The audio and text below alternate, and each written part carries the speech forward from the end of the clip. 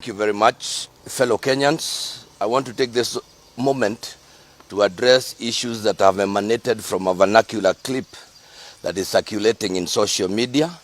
From the very onset, I want to sincerely apologize to our mourning nation, to the family of the Right Honorable former Prime Minister Raila Molo Odinga, Mama Aida, her children Rosemary Jr. and Winnie, Honorable Senator Oburu Odinga and Honorable MP Ruth Odinga, and other siblings and their larger extended family, the ODM fraternity, and the Luo nation and Kenyans at large.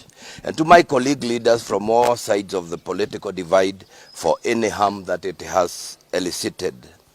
The clip was taken while attending a burial in my home village, and my remarks were in no way celebratory.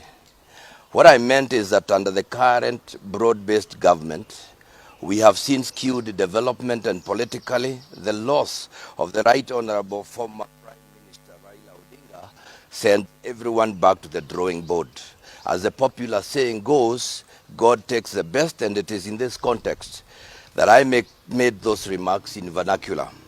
Let me also make it clear that the remarks I made are my personal views and therefore should in no way be associated with the community's position or any political affiliation, nor the Council of Governors.